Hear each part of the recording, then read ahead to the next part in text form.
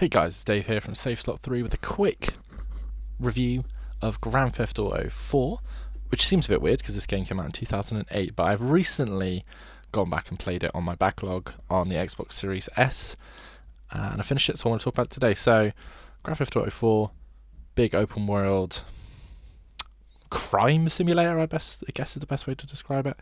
It came out in 2008 on Xbox 360, PlayStation 3, and I think it came out later on PC. I remember it coming out on PC because I think the PC edition was quite a big deal. So my history of the game is I bought the game when it came out. I don't remember the exact date. I feel like it was late 2008, and that was my first year of university. So I remember playing the opening sections of it and a little bit of the multiplayer, and then bouncing off it because I didn't really game a whole lot in my first year of uni, to be honest with you. So it was one of those where somehow I missed it, and then I remember picking it up a couple of years later on PS3, and again getting to roughly the same point, and just bouncing off it. Not that I didn't like it, but just didn't finish it. I guess I wasn't the mature gamer I am now, is the best way I can describe it. So decided to go back to it now in 2024, and it's pretty good, and that's not a great review, but it's pretty good.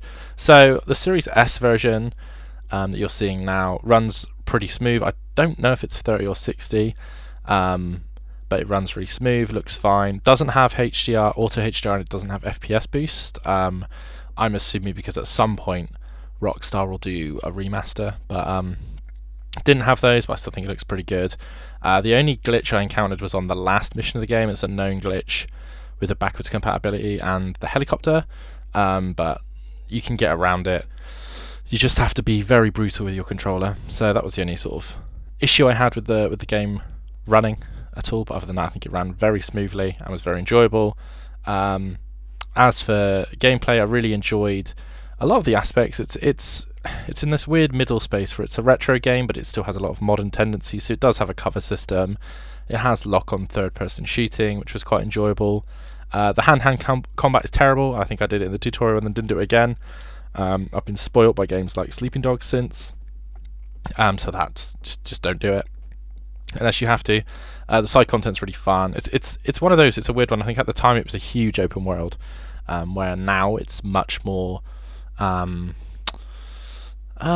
concise. I guess it's smaller, so it's more packed with things to do, which I really enjoy. I really like Liberty City in this version of the game. I really like the driving.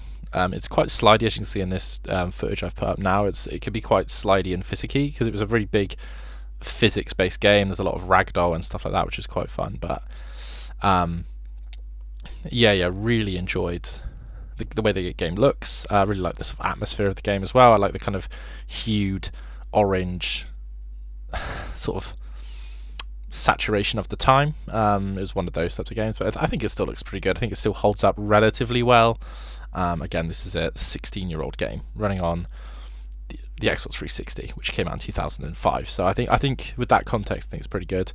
And the voice acting for almost all the characters are really, really good. I really like Nico as a character. I really like Roman as a character, and I like a lot of the cast in general. I think the ending, obviously, it's got two endings. I went for the revenge ending.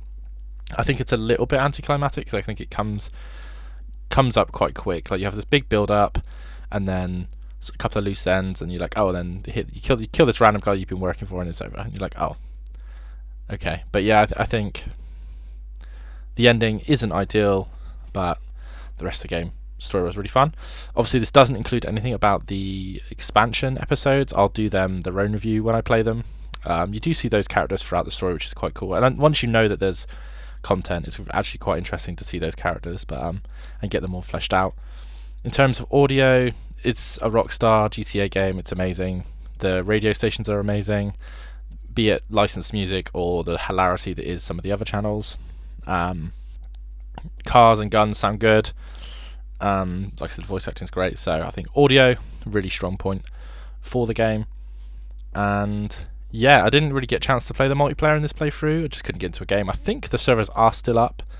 So you can get it. I think you can still buy this game digitally as well, and it's on GTA Plus, which is their subscription service on Xbox at least. I don't know about PlayStation. I would imagine you can't play this on PlayStation. There is still a Steam copy of this game, and the complete edition, which is really good. So you can go back and play it. And I suspect there's some mods and enhancements to get up better frame rates, resolutions, and all that kind of good stuff. But yeah, overall was really impressed with it, and it was fun to go back and play a game from the 360 era. It's an era I'm very nostalgic for, so I was kind of... It's one of the things I like about the new Xbox is that you can kind of play most of the generations of Xbox. You can play all the generations of Xbox, but most of the games from those eras, and just sort of relive it, when sometimes I think newer games can be a little bit much. So if you compare it to like the new Saints Row that just tries too hard, this is a much better game than that, even if it's 10-15 years older. So do I recommend this? I do really recommend this if you have Xbox or Steam. I'd imagine on Steam Deck this is really good. And if you have any nostalgia from the era, I think it's absolutely held up enough to go and play. So I played the whole way through, I finished the game, most of the side content, not all of it obviously, and really enjoyed it. So, and I'm not a big lover of these types of games very often, so really impressed. But yes, so that will give you, to my fancy new review end slate, my final verdict: 7 for the visuals. It just looks a little bit old, but I think it looks fine, but it's just I can't in good conscience give it more than that. Audio 9 out of 10, almost perfect. Love it.